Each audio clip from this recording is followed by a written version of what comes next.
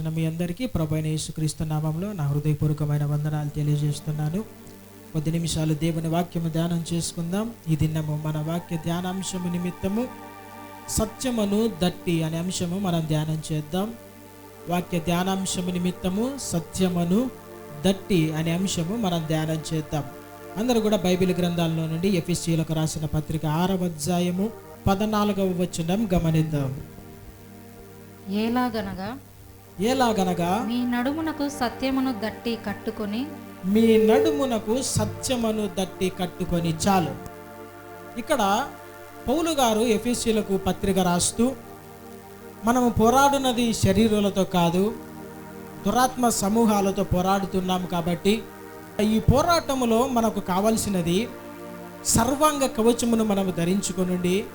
ఈ సర్వాంగ కవచములు ఏముంటుంది అని చెబుతూ మొట్టమొదటగా ఆయన అంటారు, మీ నడుమునకు సత్యమును దట్టిని కట్టుకొని అంటున్నాడు.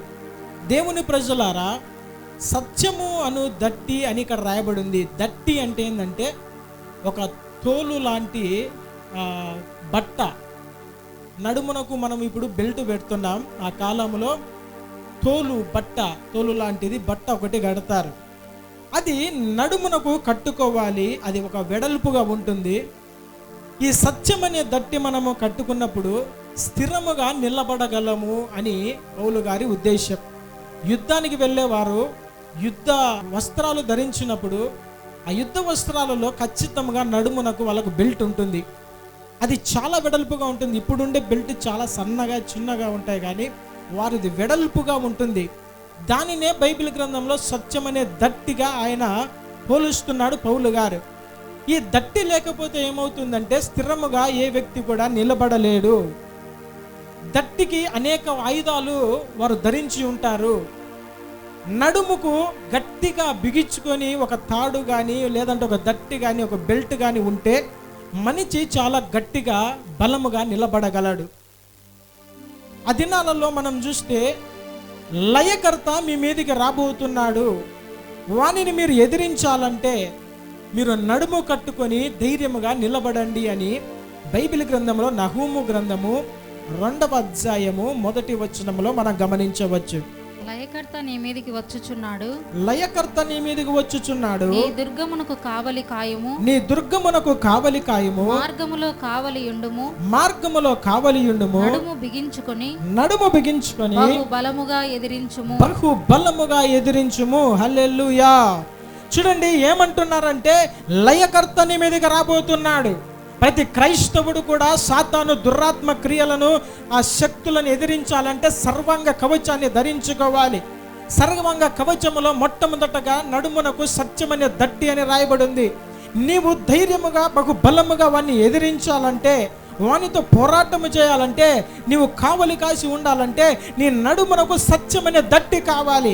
ఏంటి ఈ సత్యమనే దట్టి, ఏంటి ఈ బెల్ట్ అని మనం చూస్తే, సత్యము అనగా దేవుని వాక్యము అని బైబిల్ గ్రంథం మనం ప్రస్తావించబడినది. వాక్యమే దేవుడై ఉన్నాడు.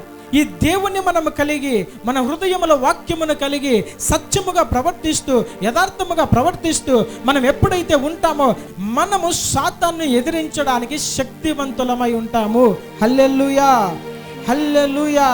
అందుకనే బైబిల్ గ్రంథంలో యేసుక్రీస్తు ప్రభుల వారు యోహాను సువార్త 17వ అధ్యాయము 17వ వచనములో మనం గమనించినట్లయితే, సత్యమందు వారిని ప్రతిష్ఠ చేయుము, నీ వాక్యమే సత్యము. హల్లెలూయా.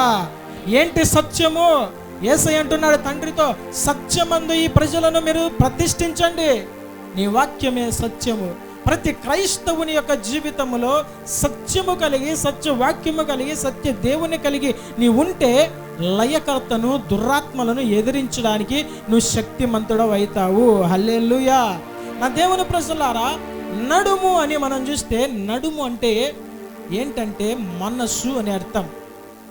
నడుము అంటే మనస్సు. చాలామంది అంటారు కదా, ఏదన్నా ఒక పని ప్రారంభించాలన్నా, ఒకటి యుద్ధము ప్రారంభించాలన్నా, ఏదైనా గొప్ప పనిని ప్రారంభించాలంటే ప్రజలతో ఏమంటారంటే, మీరందరూ కూడా నడుము బిగించుకోనండి అంటారు.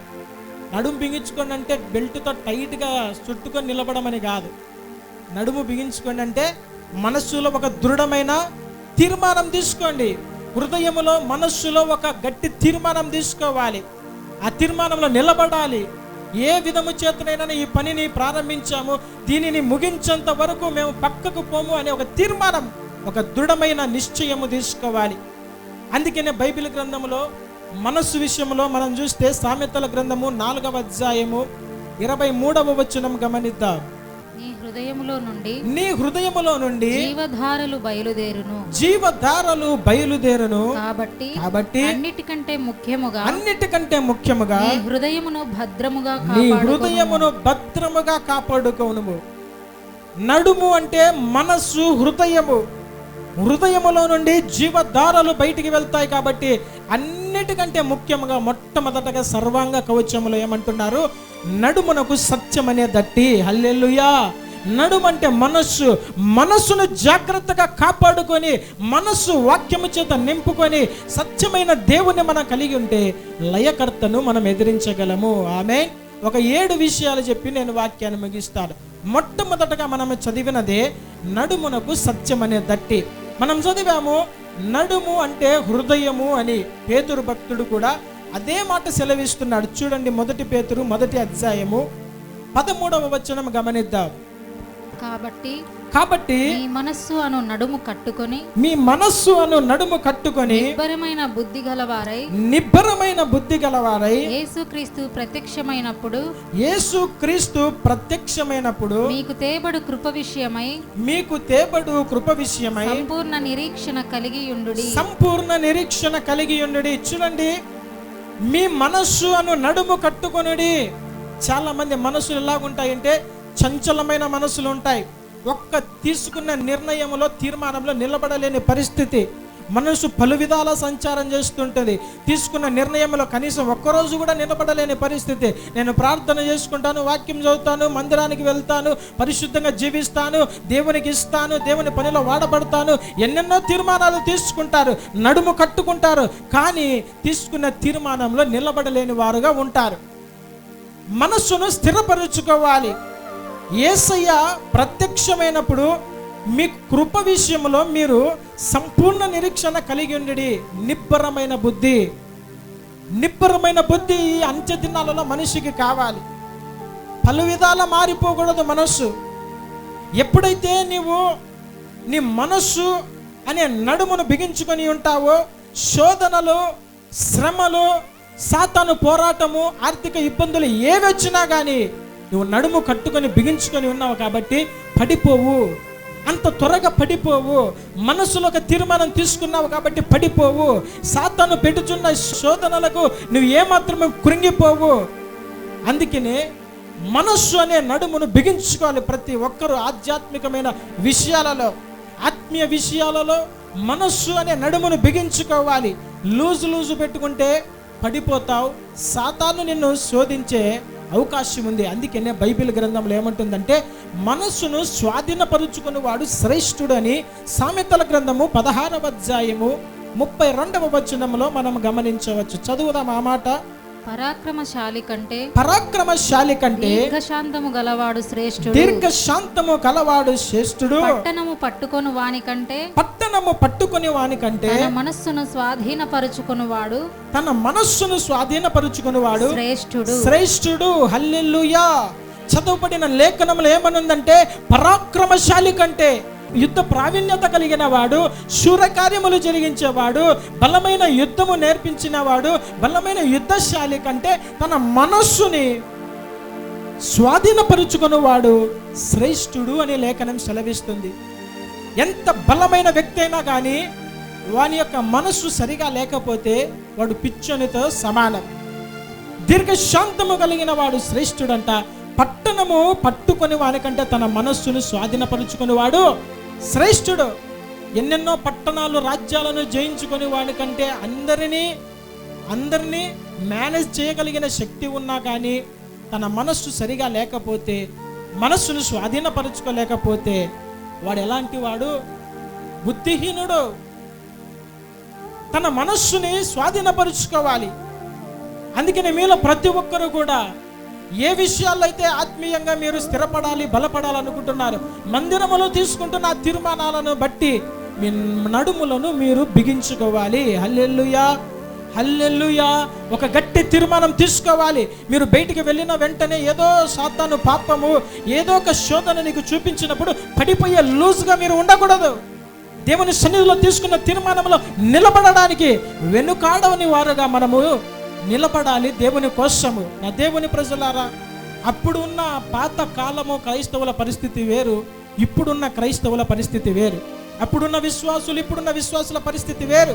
మనకు చాలా కష్టాలు, శ్రమలు, లోకంలో హింసలు, ఎంతో భయంకరమైన పోరాటములు మనం ఉంటున్నాం. కాబట్టి తీసుకున్న తీర్మానంలో నిలబడలేకపోతే చదివిన లేఖనములో ఎలాంటి పరాక్రమశాలి అయినా కానీ తన మనస్సును స్వాధీనపరచుకోలేకపోతే వాడు బుద్ధిహీనుడు అనే లేఖనం సెలవిస్తుంది.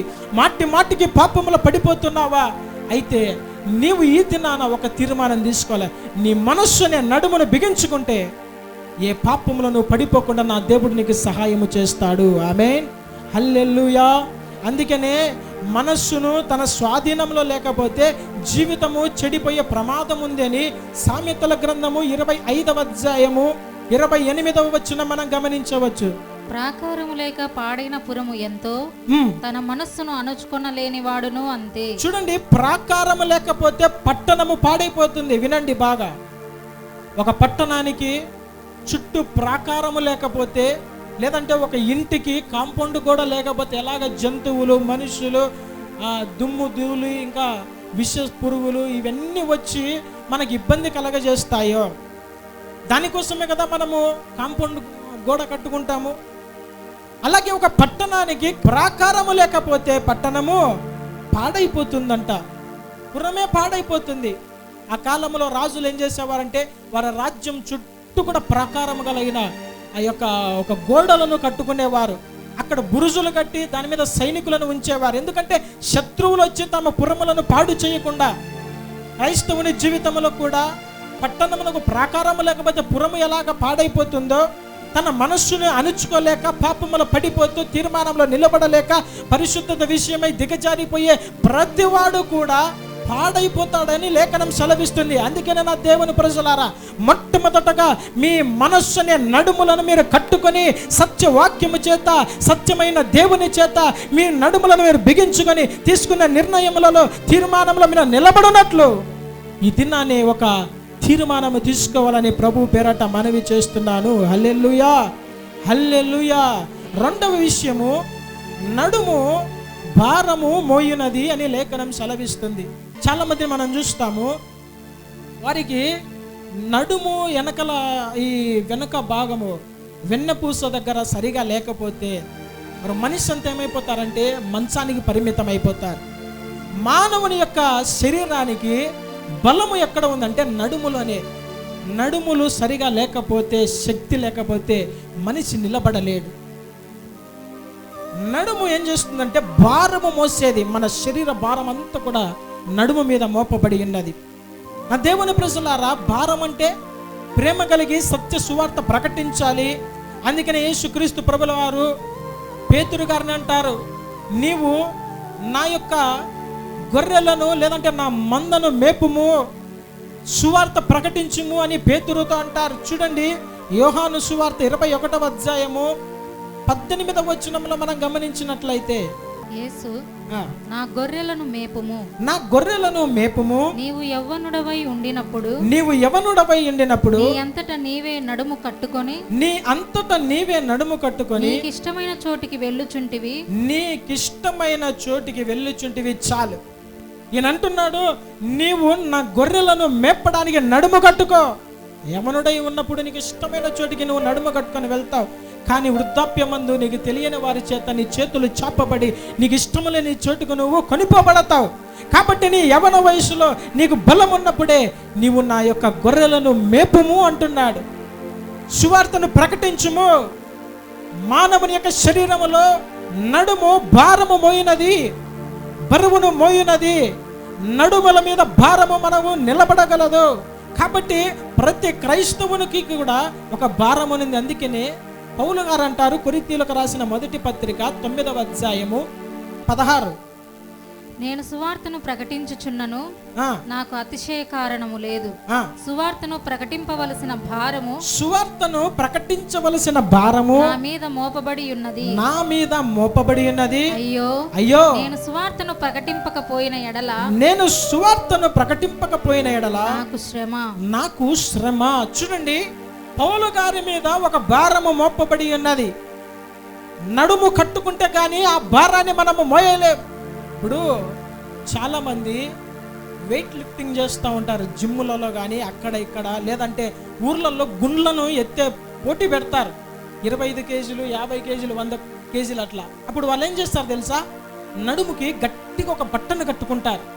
ఎందుకు? ఈ నడుమును గట్టిగా పట్టుకుంటే భారం ఎంతైనా కానీ మోయగలరు. శరీరానికి అంతా ఒక బలము కలుగుతూ ఉంది. అలాగే జిమ్ములలో వెయిట్ లిఫ్టింగ్ చేసేవారు కూడా ఏం చేస్తారంటే నడుముకి వారు గట్టిగా ఒక బట్టను కట్టుకుంటారు. ఇప్పుడు మనము చదువుబడిన లేఖనములో పౌలు గారి మీద ఒక భారము మోపబడి ఉన్నదంట. అది సత్యమైన దేవుడు పౌలు గారి మీద పెట్టిన ఒక భారము. అది ఏంటంటే సువార్త ప్రకటించవలసిన భారము. ఆయన అంటాడు, అయ్యో నేను సువార్త ప్రకటించకపోయినడలా నాకు శ్రమ. నీ జీవితంలో ఎందుకు శ్రమ, శోధనలు అంటే నీవు సువార్తను ప్రకటించే భారము మోయడం లేదు. ఆ భారాన్ని దించి పక్కన పెడుతున్నావు. ఆ భారము పాస్టర్దని పాస్టర్ల మీద పెడుతున్నావు. ఆ భారం కేవలం సువార్థికులదని సువార్థికుల మీద నెపం మోపుతున్నావు. కానీ నీ మీద కూడా దేవునికి ఒక భారము ఉంది అని నడుము కట్టుకొని సువార్త ప్రకటించే ఆ భారాన్ని నీ మీద మోసుకోలేదు. అందుకనే నీకు శ్రమ. నా దేవుని ప్రజలారా, ఈ నడుము మీద భారము, బరువు మనం చాలా తేలికగా మోయగలము. అందుకనే నడుముకు ఉన్న ఆ యొక్క బలము గురించి మనం కొన్ని చూస్తే సామెతల గ్రంథము 31వ అధ్యాయం 17వ వచనములో ఆమె నడికట్టు చేత నడుము బలపరుచుకొని చేతులతో బలముగా పని చేయును అనే మాట మనం చూస్తాం. అలాగే కీర్తన గ్రంథము 66వ అధ్యాయం 11వ వచనములో నీవు బందీ గృహములో మమ్ము ఉంచితివి, మా నడుముల మీద గొప్ప భారము పెట్టితివి. ఈ రెండు మాటల్లో మనం చూస్తే భారము అనేది నడుముల మీద పెట్టితివి అని రాయబడింది. ఏ వ్యక్తి అయినా కానీ ఏదో ఒక భారము మోయాలంటే మనస్సు అనే నడుములో ఒక తీర్మానము తీసుకోవాలి. హల్లెలూయా. లేదంటే నడుము అనే మనస్సులో ఒక తీర్మానం తీసుకోవాలి. ఎప్పుడైతే నువ్వు ఈ హృదయంలో తీర్మానం తీసుకోలేదో నువ్వు ఏ పని కూడా చేయలేవు. మన జీవితాలలో కొన్ని మనకు కావలసినవి ఏవో ఉంటాయి, సాధించాలి అనేవి.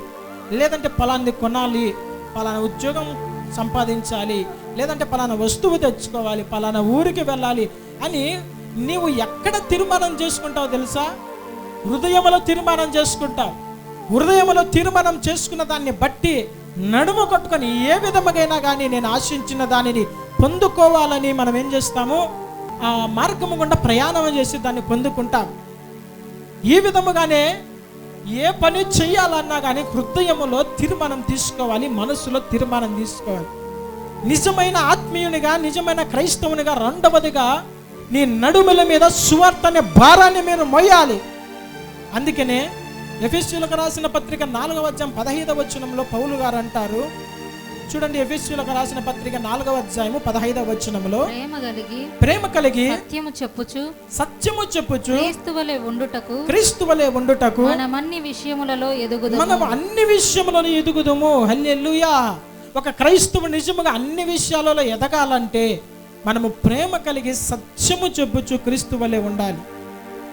సత్యాన్ని ప్రకటించాలి, సత్యమైన దేవుని ప్రకటించాలి. ఈ భారము ప్రతి ఒక్కరి మీద మోపబడి ఉన్నది. నీ నడుము మీద కూడా ఆ భారము మోపబడి ఉన్నది. నీ మనస్సులోనూ తీర్మానం తీసుకుంటే ఆ భారాన్ని నువ్వు తప్పకుండా మోయగలవు. హల్లెలూయా. మూడవదిగా నడుము కట్టుకొని భోజనము చేయాలి, భోజనము తినాలి. నడుము కట్టుకొని భోజనము తినాలి. చూడండి, ఆ దినాలలో మనం చూస్తే నిర్గమకాండము 12వ అధ్యాయం 11వ వచనంలో ఒక మాట ఉంటుంది, చదువుదాం. నిర్గమకాండం 12వ అధ్యాయం 11వ వచనము.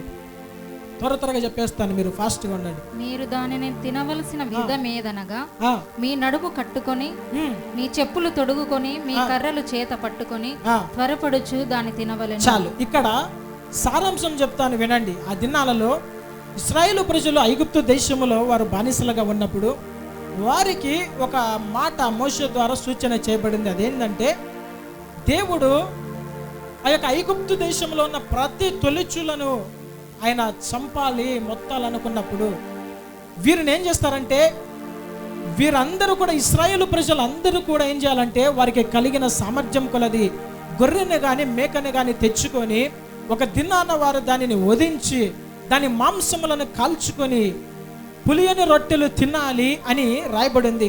ఈ మాంసమును ఎలాగ తినాలని రాయబడిందంటే, మీరు దానిని తినవలసిన విధమేమనగా మీ నడుము కట్టుకొని అని రాయబడింది. చూడండి, ఆత్మీయ అర్థంలోనికి మనం వెళ్తే ఒక వ్యక్తి నిజముగా భోజనం చేసే సమయంలో ఏం చేస్తారు తెలుసా?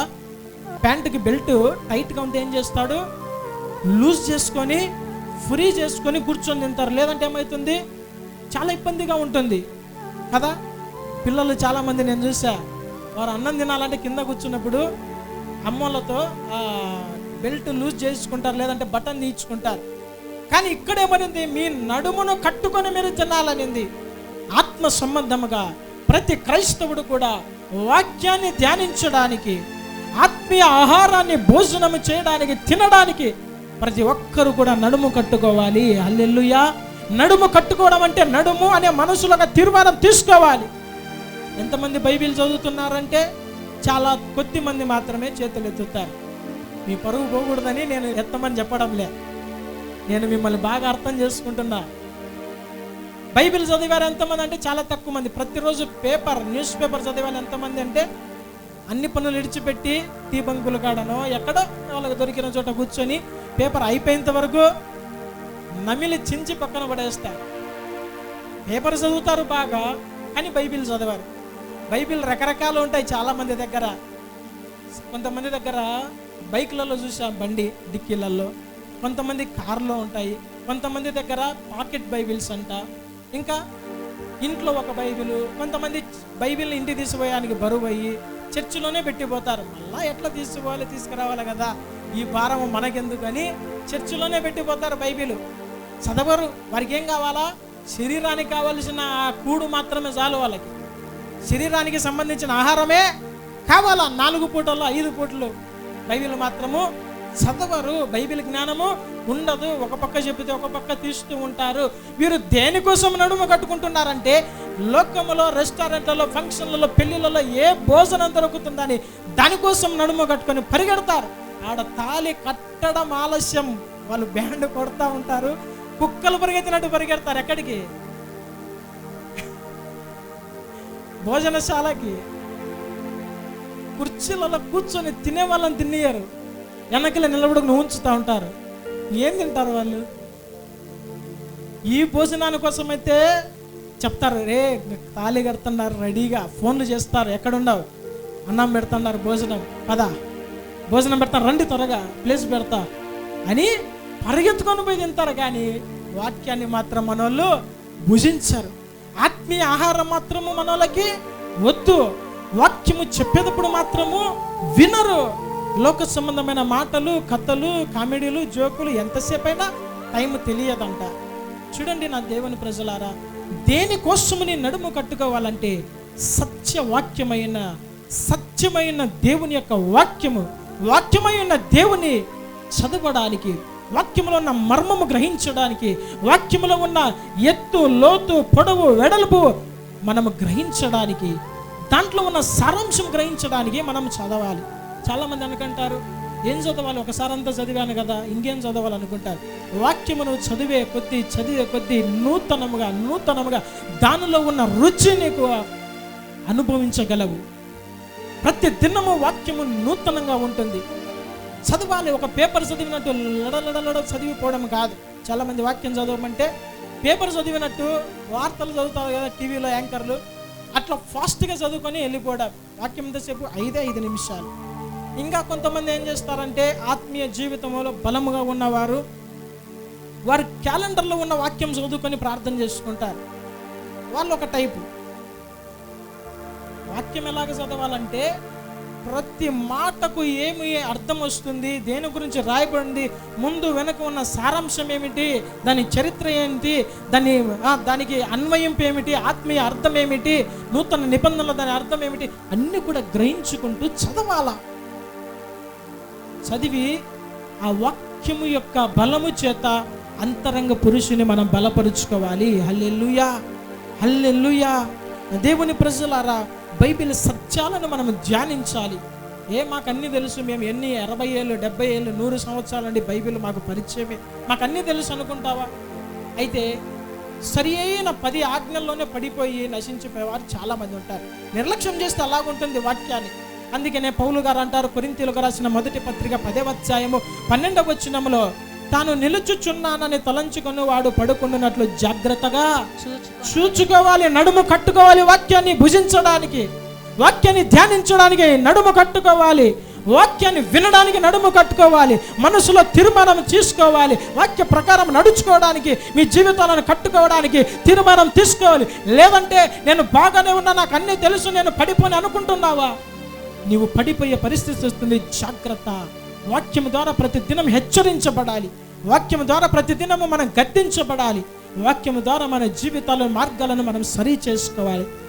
దీనికోసము మన మనస్సు అనే నడుమును కట్టుకోవాలి. హల్లెలూయా. 4వ విషయము, నడుముకు కత్తిని కట్టాలి. ఏమని? నడుముకి ఏం కట్టాలి? కత్తిని కట్టాలి. పాతకాలంలో యుద్ధము చేసే వారికి అందరికీ కూడా కత్తి ఎక్కడ కడతారంటే ఇక్కడ నడుముకి. దానికి కవర్ ఇక్కడే ఉంటుంది. వాడు వర ఆ కత్తి వాడు యూజ్ చేయాలంటే ఏం చేస్తాడు తెలుసా? ఇక్కడ నుంచి సరని బయటికి తీస్తాడు. అయిపోయిన తర్వాత మళ్ళీ దీంట్లోనే పెట్టేసుకుంటాడు. నడుముకి ఏం చేయాలి? ఏం చేయాలి? కత్తిని కట్టాలి. హల్లెలూయా. కత్తి అంటే మన జీవితంలో మనసులో ప్రేరేపించబడుతున్న పాపాన్ని కత్తి ద్వారా మనం సంహరించాలి. హల్లెలూయా. చాలా మంది మనస్సులో వాక్యము లేదు. నడుము అంటే మనస్సు, అది గుర్తుపెట్టుకోండి.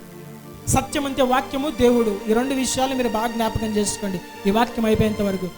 చాలా మంది నడుముకు కత్తులు లేవు, కత్తులు జారిపోతున్నాయి. కత్తులు లేవు, కత్తులు కట్టుకోవడం లేదు. వీరంతా ఎవరు తెలుసా? నాకు కత్తి అవసరంలే, డాల్ అవసరంలే, ఏం అవసరంలే, నాకు ఒడిసి ఒక్కటి చాలని దావీదు గొల్యాతుని ఎలాగ పడిగొట్టాడో మేము కూడా అంత భక్తులం అన్నట్లుగా మనసులో వాక్యాన్ని పెట్టుకోవడం లేదు.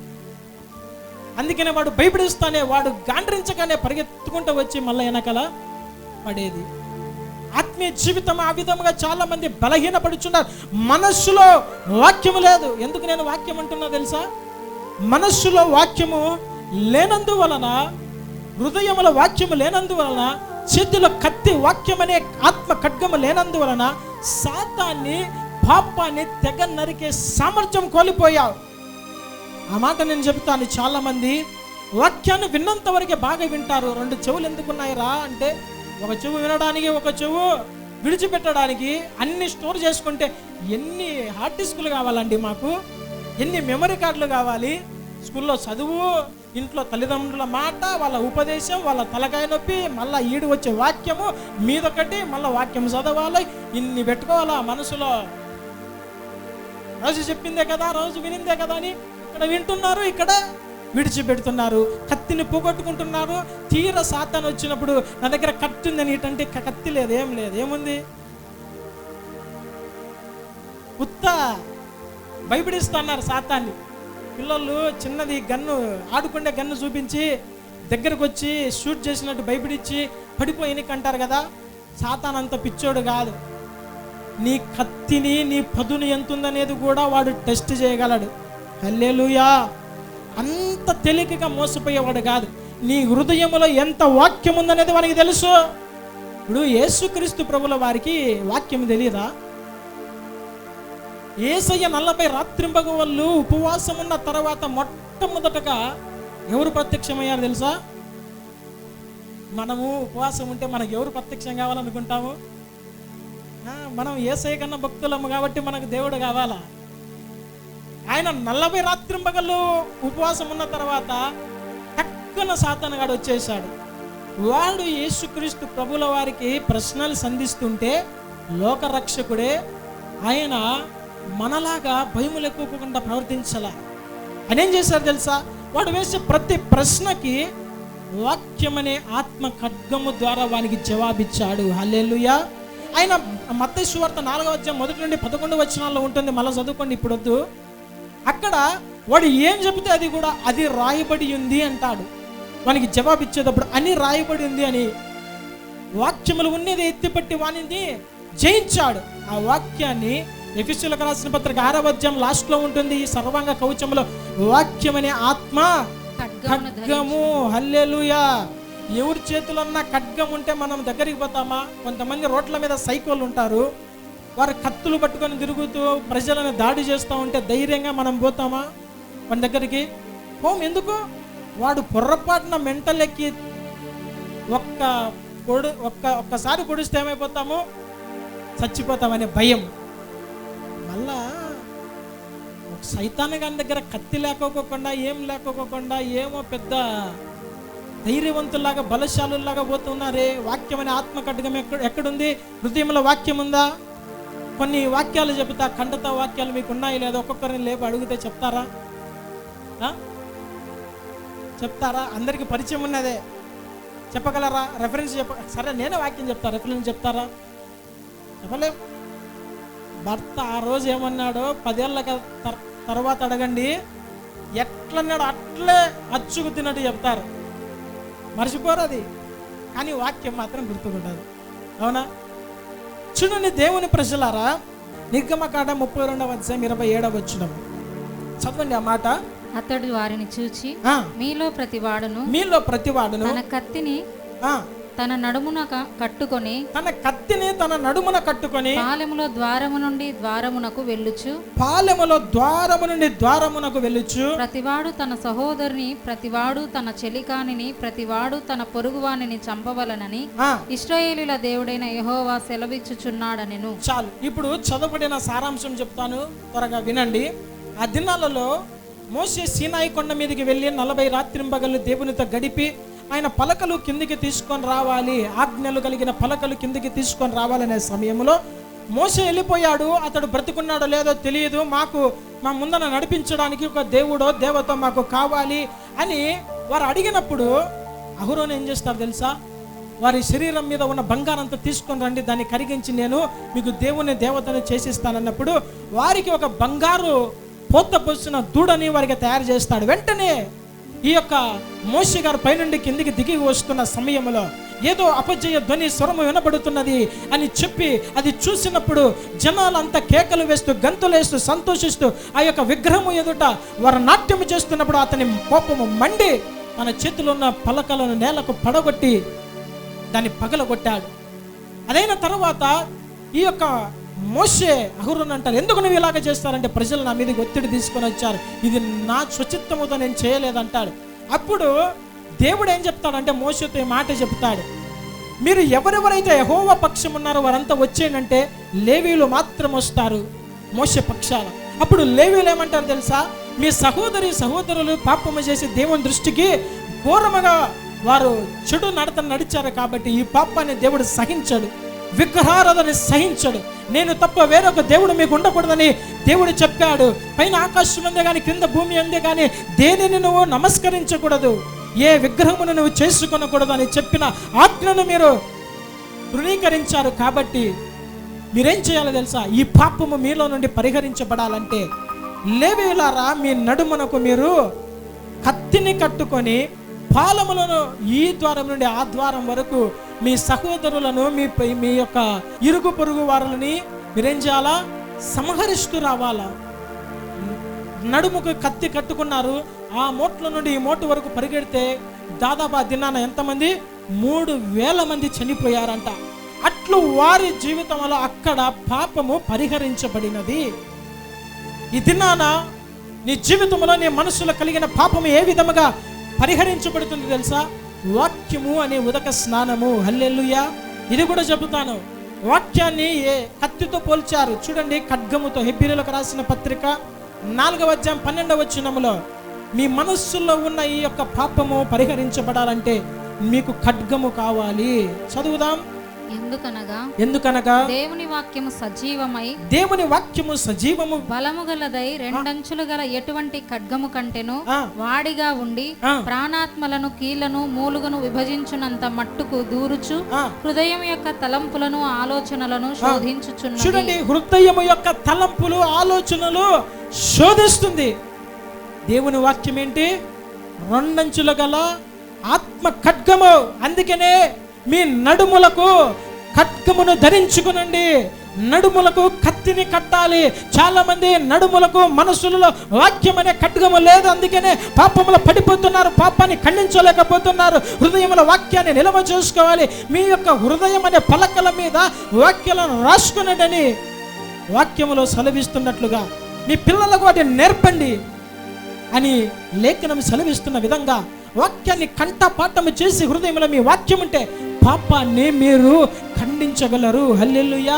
ఒక కత్తి, ఒక ఖడ్గము మాత్రమే హృదయ అంతరంగంలో నుండే పాపాన్ని ఖండించగలదు. కాబట్టి ఆ దినాన లేవీయులు ఏ విధముగా ఆ యొక్క నడుమునకు కత్తి కట్టుకొని పాపం విషయమై వారు ఆ యొక్క పరిహారము చేయగలిగారో, ఈ దినాన మనము కూడా హృదయం అనే నడుముకి మన కత్తి వాక్యం అనే ఆత్మ ఖడ్గాన్ని ధరించుకొని మనము పాపాన్ని జయించాలి. హల్లెలూయా, హల్లెలూయా. 5వ విషయం మనం గమనించినట్లయితే నడుముకు గోనె పట్ట కట్టుకోవాలి. నడుముకి ఏం కట్టుకోవాలి? గోనె పట్ట కట్టుకోవాలి. గోనె పట్టలేం మేమంతా కర్మనా? లగ్జరీ బ్రాండ్స్, మంచి షర్ట్లు, ప్యాంట్లు, పట్టు చీరలు, మంచి జీన్స్ ప్యాంట్లు ఇన్ని ఉండగా మాకేం కర్మ అనుకుంటారా? ఇది చెప్పేది మీరందరూ కూడా బియ్యం సంచులన్నీ కట్ చేసి గోనె పట్టలు తగిలించుకొని రమ్మని కాదు. దేని గురించి? ప్రార్థన కాదు. మనస్సు ఏం చేస్తుందంటే సుఖాలను కోరుతుంది, లగ్జరీ కంఫర్ట్స్ను కోరుతుంది. చాలా లగ్జరీగా బ్రతుకు, చాలా సుఖముగా బ్రతుకు, మంచి ఫుడ్, మంచి క్లాత్, మంచి నిద్ర, మంచి వెహికల్, మంచి ఏసీ, మంచి కంటికి కనబడేవన్నీ కూడా అనుభవించుంటుంది. అని గోనె పట్ట దేనికి సాదృశ్యం తెలుసా? దీనత్వానికి, దేవునికి, సేవకులకి లోబడే గుణాన్ని తెలియజేస్తుంది. ఇది నాన్న దీనత్వము లేకనే చాలా మంది పడిపోతున్నారు. అందుకని ఆయన అంటారు కదా, మిమ్మల్ని మీరు తగ్గించుకునండి. ఎవరైతే తమను తాము తగ్గించుకుంటారో వారు హెచ్చించబడతారు. తమను తాము హెచ్చించుకునే వాడు ప్రతివాడు కూడా తగ్గించబడిన లేఖనం సెలవిస్తుంది. నా దేవుని ప్రజలారా, యెషయా గ్రంథము 32వ అధ్యాయము 11వ వచనం మనం గమనిద్దాం. సుఖాసక్తి గల కన్యలారా వనకుడి, నిర్విచారిణులారా తొందరపడుడి. మీ బట్టలు తీసివేసి దిగంబరులై మీ నడుమున గోనెపట్ట కట్టుకొనుడి. చూడండి, మీ నడుమున గోనెపట్ట కట్టుకొనుడి. సుఖాసక్తి కలిగిన క్రైస్తవులారా, అన్యలారా ఇడిచిపెట్టండి. సుఖాసక్తి కలిగిన క్రైస్తవులారా, దేవుని కంటే సుఖానుభవమును ఎక్కువగా ప్రేమించే క్రైస్తవులారా, ఎండ, వాన, గాలి, ఇంకా చీకటి, దూరము, నష్టము, జీతం పోతుంది అనే సుఖాసక్తి కలిగిన క్రైస్తవులారా, మీ నడుమునకు గోనెపట్ట కట్టుకోనండి, తగ్గించుకోండి. ప్రభువు దృష్టికి మిమ్మల్ని మీరు దేవుని కోసం నష్టముగా ఎంచుకోండి. ఎన్ని దినాలు దేవుని కన్నా ఎక్కువ సుఖాన్ని ప్రేమిస్తారు? రాకడ దినాలలో ఉంటున్నాము. ఎక్కడ చూసినా రాకడ సూచనలు, అంత్యకాల సూచనలు మనకు కనబడుతూనే ఉన్నాయి. ఎక్కడ చూసినా యుద్ధాలు, ఎక్కడ చూసినా కరువులు, ఎక్కడ చూసినా కానీ భయంకరమైన వాతావరణం కనబడుతున్నప్పుడు ఇంకా క్రైస్తవులకు ఏం కావాలి? సుఖము కావాలి.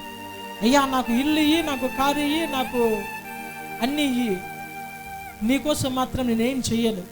ప్రార్థనకి రాను కానీ నా పని చేసి పెట్టు. చీకటి ఉంది కానీ నేను రాలేను, నువ్వు నాకు మాత్రం మంచి వెలుగుమయమైన జీవితం ఇయ్యి. కొండ మీద నన్న పట్టణంలాగా నా గృహాన్ని మార్చు. దేవుని కోసం ఏమి చెయ్యము కానీ దేవుని దగ్గర నుండి అన్నీ కావాలి. సుఖాసక్తి ఈ దినాన నేటి క్రైస్తవ సమాజంలో, సంఘములలో, విశ్వాసులలో ఈ దరిద్రము పట్టుకొని ఉంది.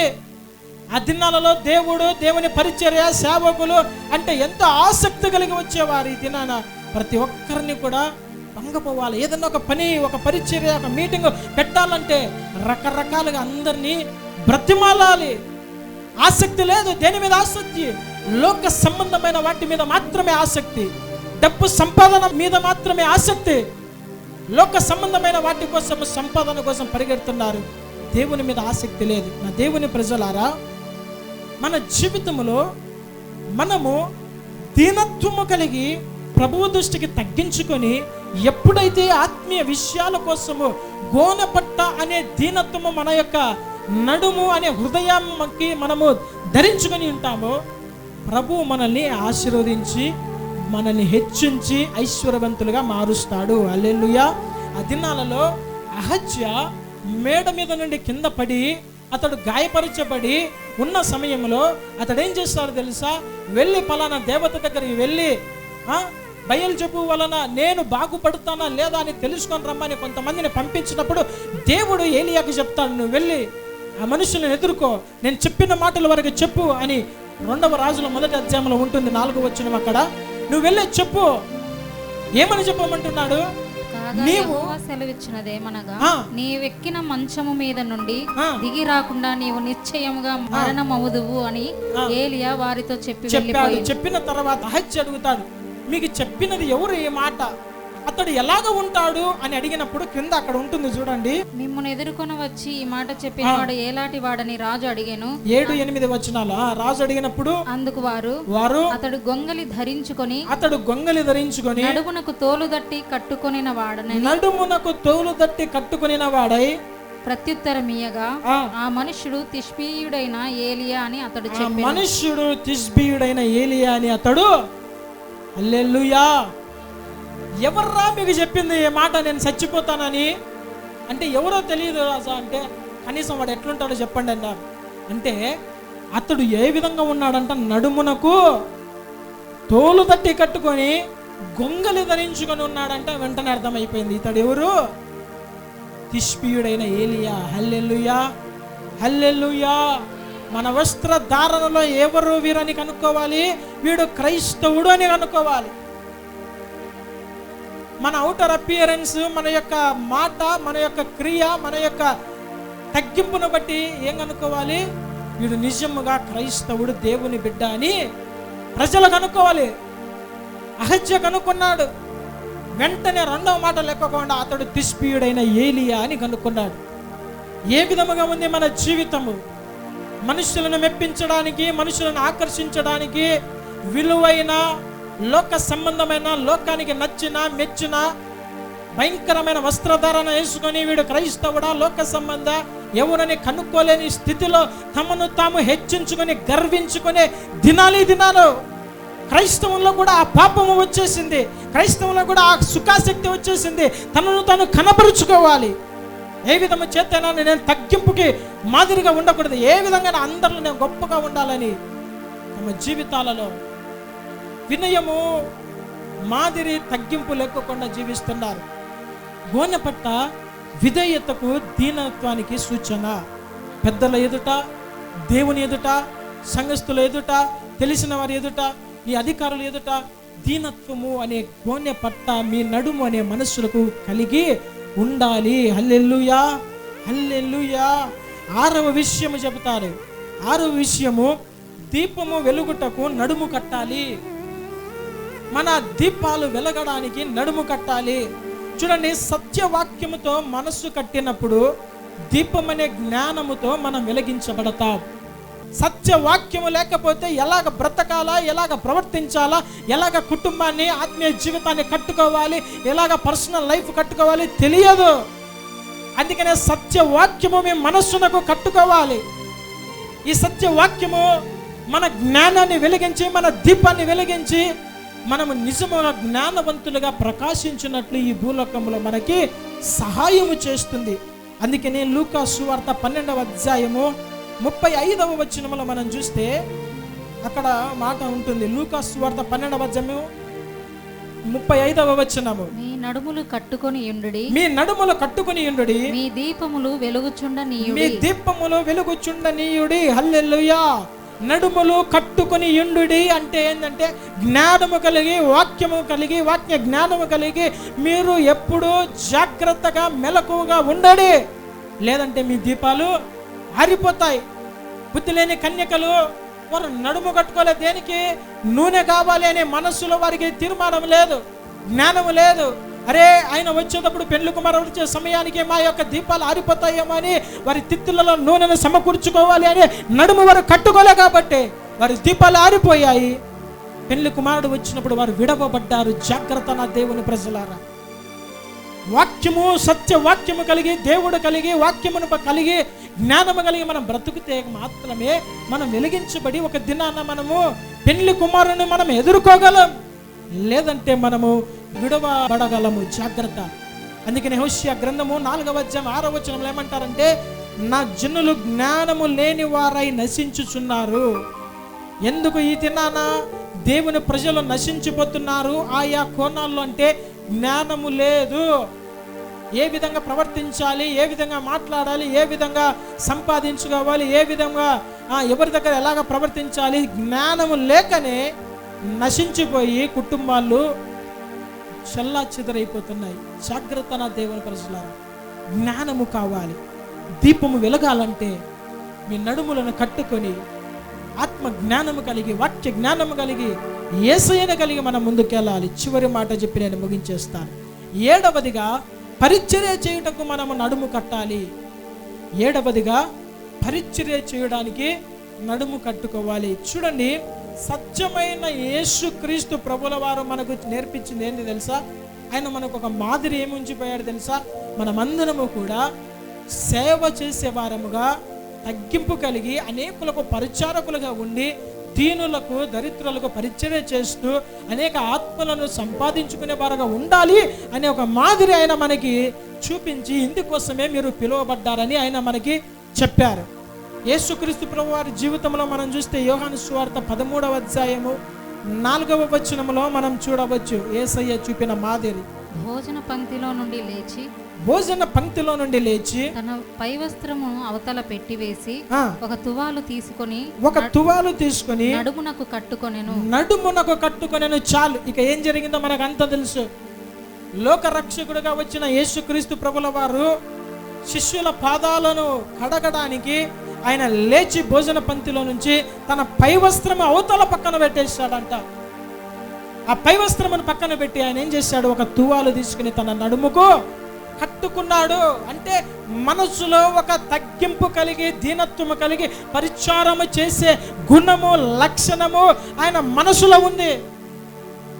మనము కూడా ఇతరులకు పరిచర్య చేయడానికి, సంఘములో పరిచర్య చేయడానికి, సేవకులకు పరిచర్య చేయడానికి మన నడుము కట్టుకోవాలి.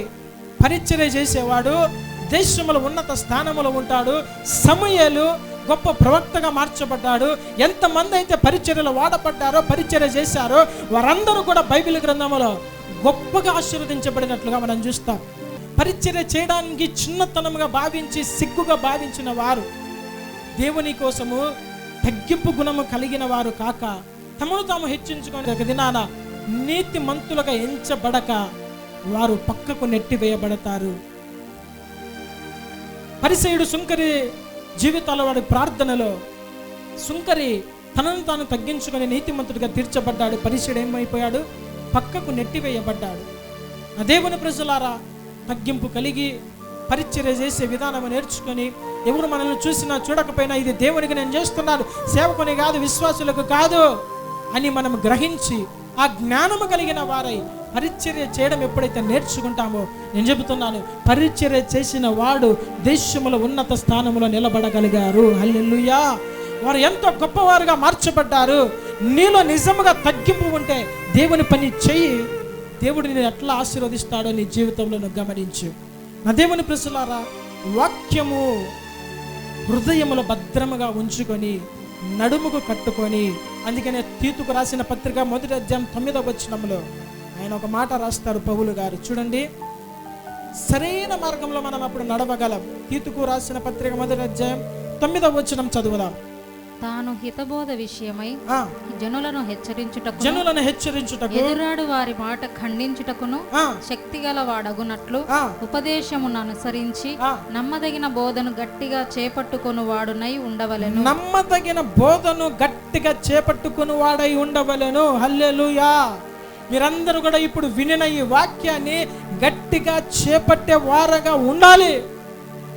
హృదయంలో మనసులో తీర్మానం తీసుకోవాలి, నడుము కట్టుకోవాలి. నడుము కట్టుకోకపోతే ఏమవుతుంది? ఇప్పుడు పాయింట్ ఉంది, బెల్ట్ ఎందుకు పెట్టుకుంటాను తెలుసా? లూజ్ ఉంటే జారిపోతుందనే కదా. ఇప్పుడు బెల్ట్ కట్టుకోకపోతే ఏమవుతుంది? ప్యాంటు జారిపోతే ఏమవుతుంది? ఏమవుతుంది? అవమానం, సిగ్గు వస్తుంది. మిమ్మల్ని ఏమంటారు వాళ్ళు అందరు జనాలు? పొగడరు. ఏం పిచ్చర్రా వీడు, ప్యాంట్ ఊడిపోతున్నా వీనికి సోయ లేకుండా ఉన్నాడే అనుకుంటారు. మనకు కూడా నడుము కట్టుకోకపోతే 7 విషయాల్లో సత్యమనే దట్టి మనకు లేకపోతే మన ఆత్మీయ వస్త్రాలు కూడా జారిపోయే ప్రమాదం ఉంది. దేవుడు మనకిచ్చే మహిమ వస్త్రము, నీతి వస్త్రము, ఇంకా ఎన్నెన్ని వస్త్రాలు ఉన్నాయో ఈ వస్త్రాలు జారిపోతాయి. దిగంబరులుగా మార్చబడతాం. పెళ్లి వస్త్రము లేని వారిని కట్టి కాళ్ళు చేతులు బంధించి వెలుపటి చీకటిలో పడవేయబడినట్లు ఆ యొక్క పెళ్లి విందునకు ఆ యొక్క అధికారి చెప్పినట్లు వాడు పడద్రోయబడ్డాడు. నీవు కూడా ఒక దినాన వెలుపటి చీకటిని నరకంలో పడే ఒక దుస్థితి వస్తుంది. కాబట్టి మీ నడుమును కట్టుకొనండి, మనసున తీర్మానం తీసుకొనండి. లూజ్ మైండ్ వద్దు. పిచ్చోన్లాగా పిచ్చోడు ఏం చేస్తాడు? ఒక్క వీధిలో ఉంటాడా వాడు? లేచినప్పటి నుంచి వానికి అన్నం ఆకలేంత వరకు వానికి బొత్తి పుట్టినట్టు తిరుగుతాడు. వానికి ఒక గురి గమ్యం ఉండదు. ఎక్కడ కావాలంటే అక్కడ తిరుగుతూ ఉంటాడు. వాడు ఏం చేస్తాడో వానికే తెలియదు. అట్లా ఉండాకండి. మీరు ఏం చేయాలనుకున్నారో అదే చేయండి. మీరు ఏం విన్నారో దాని ప్రకారమే జీవించండి. ఏదైతే తీర్మానం తీసుకుంటున్నారో, వాక్యం ద్వారా హెచ్చరించబడి ఉజ్జీవింపబడి ఏదైతే మీరు తీర్మానం తీసుకుంటున్నారో దాన్ని గట్టిగా బంధించండి. మనస్సున మీరు కట్టండి. సత్యమనే దట్టి కట్టుకొనండి మీ నడుమునకి. నడుము అంటే ఏంది? నడుము అంటే మనస్సు. సత్యము అంటే వాక్యము, సత్యమై ఉన్న దేవుడు. ఈ 2 విషయాలు జ్ఞాపకం పెట్టుకోండి. మీ మనస్సులో తీర్మానం తీసుకునండి. కుస్తీ పోటీలు ఆడేవారిని చూసారా? వారికి ఏముండవు, కేవలము నిక్కర ఒకటి ఉంటుంది. ప్రత్యర్థి వాడిని ఓడించాలంటే ఏం చేయాలి తెలుసా? వాని నడుము పట్టుకుంటేనే వాడిని కింద పడదోయగలడు. అవునా?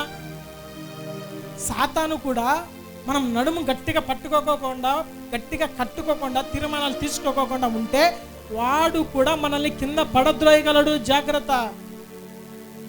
అప్పుడు వెంటనే వాడు మనల్ని ఏం చేస్తాడు? మన మనస్సు వానికి దొరికితే పడగొట్టి వాడు ఏ విధము చేతనైనా కానీ నశింపజేసి నరకానికి ఈడ్చుకుపోవాలని వాడు సిద్ధంగా ఉన్నాడు. జాగ్రత్త పడదా.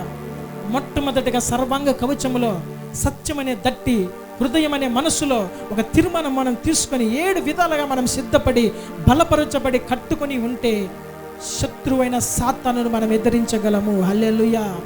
లయకర్తను ఎదురాడి మనం పోరాడి జయించగలము. అట్టి కృప దేవుడు మనకు దయచేయునుగాక. ఆమేన్. అందరూ కూడా మోకరించి తలలు వంచండి, ప్రార్థన చేసుకుందాం. మీరున్న స్థలాల్లో మోకరించి తలలు వంచినట్లయితే ప్రార్థన చేసుకుందాం. స్తోత్రం. హల్లెలూయా. 7 విషయాల్లో ప్రభువా మాకు జ్ఞానము దయచేయండి అయ్యా. మా నడుముకి మేము సత్యమైన దట్టిని కట్టుకొని ఒక తీర్మానం తీసుకుంటాం మా మనస్సుకి అని ఒక మనస్సులో తీర్మానం తీసుకోండి. దేవుడు మీరు తీసుకున్న తీర్మానాల్లో మిమ్మల్ని స్థిరపరచబోతున్నాడు. హల్లెలూయా, హల్లెలూయా. చేద్దామందరూ కూడా నోరు తెరిచి ప్రార్థన చేయండి. స్తోత్రము, స్తోత్రములు. హల్లెలూయా. చేయండి, గట్టిగా చేయండి, ప్రార్థన చేయండి. ప్రభువా 7 విషయాలు వాక్యం ద్వారా మీరు నాతో మాట్లాడారు. మా మనస్సు పలు విధాలుగా సంచరిస్తుంది, చంచల మనసు కలిగింది. సాతాను మనకు చూపించే రంగులను బట్టి మేము పాపంలో పడిపోతున్నాము. అయ్యా అలాగ మాకు వద్దు ప్రభువా. ఒక తీర్మానంలో తీసుకుంటే దానిలో నిలబడాలి. ఒక్కసారి పాపాన్ని అనుకుంటే దాన్ని మరలా మేము తీసుకోకుండా, దాని దగ్గర చేరుకోకుండా మా హృదయంలో ఒక గట్టి తీర్మానము దయచేయండి అని ప్రార్థన చేద్దాం. స్తోత్రం. హల్లెలూయా, హల్లెలూయా. ఎంతమంది అయితే ప్రార్థన చేస్తారో, వేటినైతే మీరు జయించలేకపోతున్నారో, మీ మనసులో తీసుకున్న తీర్మానాన్ని దేవుడు స్థిరపరిచి మరలా మీ ఆ పాపం విషయంలో దేవుడు మీకు అసహ్యం పుట్టే విధంగా ఈ దినాన చేయబోతున్నాడు. స్తోత్రములు. హల్లెలూయా, హల్లెలూయా, హల్లెలూయా. యేసయ్యానికి స్తోత్రములు స్తోత్రములు, వందనములు వందనములు. పరిశుద్ధాత్ముడానికి వందనాలు, స్తోత్రములు ప్రభువా. అయ్యా ఈ దినములు ప్రభువా మీరు మాట్లాడిన ఈ మాటలు బట్టి వందనాలు. విత్తబడిన వాక్యము ప్రజల జీవితాలలో అయ్యా 30దంతలు 60దంతలు 100అంతలుగా ఫలించినట్లు కృప దయచేయండి.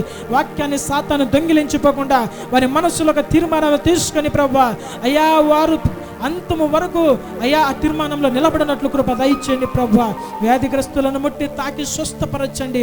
దురాత్మలను మీరు పారద్రోలండి అయ్యా. మీ రాజ్యము కొరకు ప్రభువా, మీరు రాకడ కొరకై ప్రభువా అయ్యా వాక్యమని ఉదక స్నానము చేత నీ బిడ్డలు మీరు శుద్ధీకరిస్తురండి.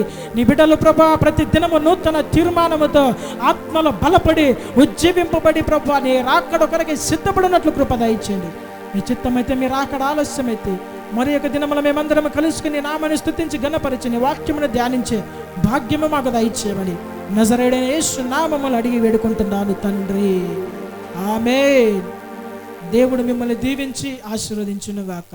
ఆమేన్.